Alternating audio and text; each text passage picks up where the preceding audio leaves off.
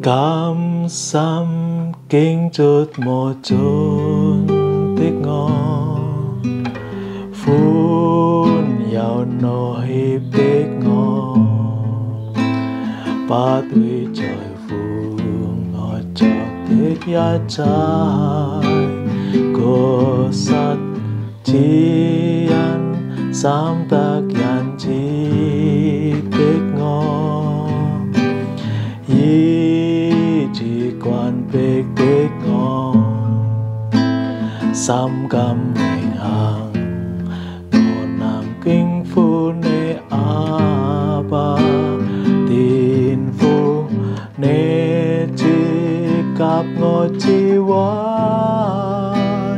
來尋覓愛，心中必得到安慰。每當我在叩門，你為我開解，因你是我父永恆的天父。你總不曾遠離，總不讓我孤單中擦黑了天，你各種在我旁等待着我，因你是我父永恆的天父。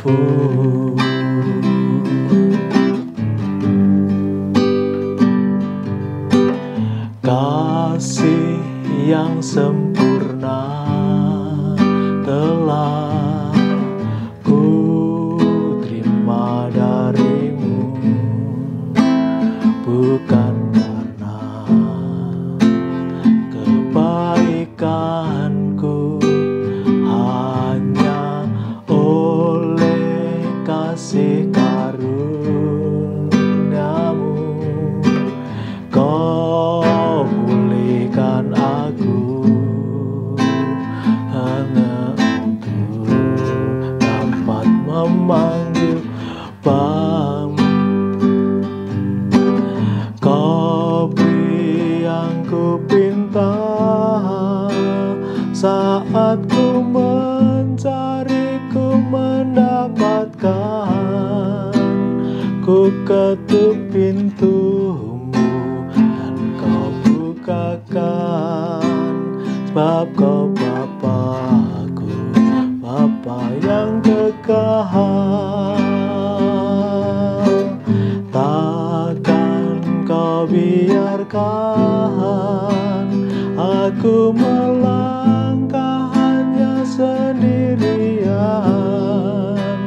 kau selalu ada bagiku, sebab kau Bapa-Ku, Bapa yang kekal.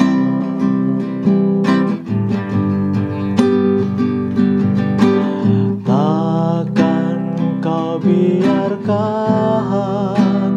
aku melangkah hanya sendirian, kau selalu ada bagiku, sebab kau Bapa-Ku, Bapa yang kekal.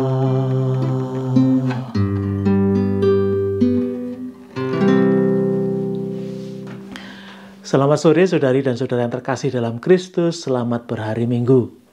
Hari ini adalah pesta keluarga kudus, Yesus, Maria, dan Yosef. Mari kita mengawali permenungan kita hari ini dengan doa malaikat Tuhan. Demi nama Bapa dan Putra dan Roh Kudus. Amin. Maria diberi kabar oleh malaikat Tuhan bahwa ia akan mengandung dari Roh Kudus. Salam Maria, penuh rahmat Tuhan sertamu, terpujilah engkau di antara wanita, dan terpujilah buah tubuhmu Yesus. Santa Maria Bunda Allah, doakanlah kami yang berdosa ini, sekarang dan waktu kami mati. Amin. Aku ini hamba Tuhan, terjadilah padaku menurut perkataanmu. Salam Maria, penuh rahmat Tuhan sertamu, terpujilah engkau di antara wanita, dan terpujilah buah tubuhmu Yesus. Santa Maria Bunda Allah, doakanlah kami yang berdosa ini, sekarang dan waktu kami mati. Amin. Sabda sudah menjadi daging dan tinggal di antara kita. Salam Maria, penuh rahmat Tuhan sertamu.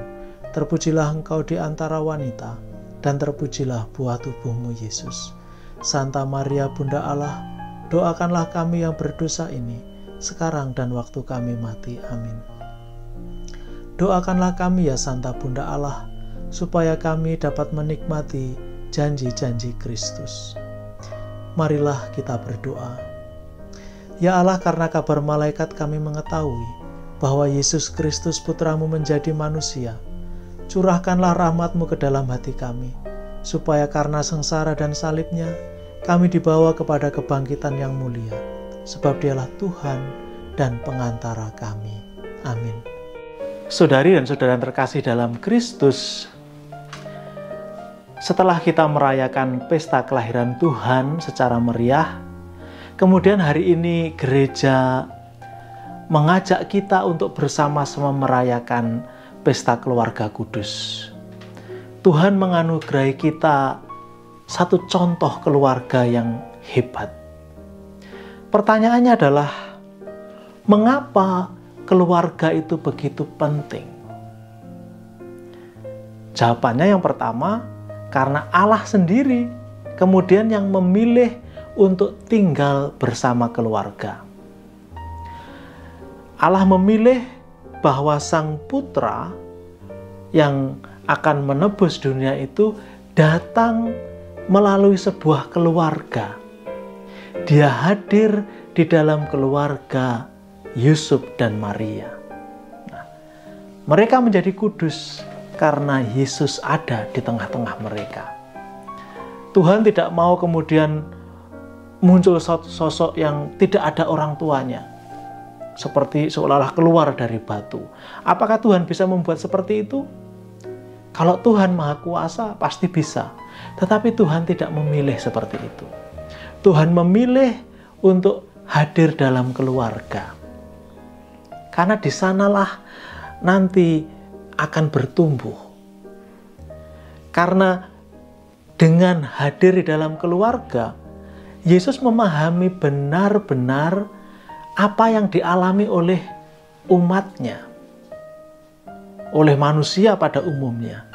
Bagaimana mereka harus berjuang dan bergulat dalam keluarga. Dalam satu keluarga ada suami, ada istri, dan ada anak-anak. Kesatuan mereka itulah yang diikat dalam janji pernikahan yang suci. Dan Allah kemudian menyucikannya. Ada di sana. Menjadi sebuah sarana. Yesus dididik bertumbuh dalam keluarga di Nazaret, dalam keheningan. Para saudara tentu paham, ada pertanyaan-pertanyaan yang kerap kali muncul.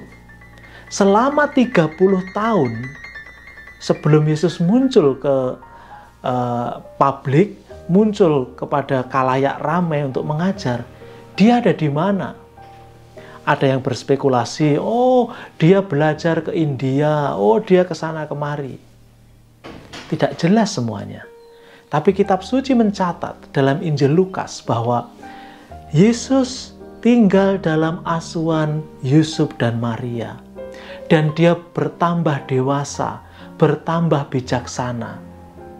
Nah, maka keluarga, tempat di mana Yesus belajar menjadi manusia, belajar kebijaksanaan manusia, menjadi penting. Juga bagi kita semua, keluarga itu sangat penting.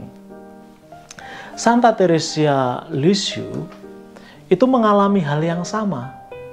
Dari orang tuanya, dari Celine, terutama Sally, bukan Celine, Sally dan Louis, bapaknya Sally.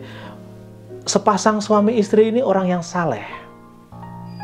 Mereka dari kecil mengajari anak-anak mereka untuk bertumbuh dalam kesalehan juga.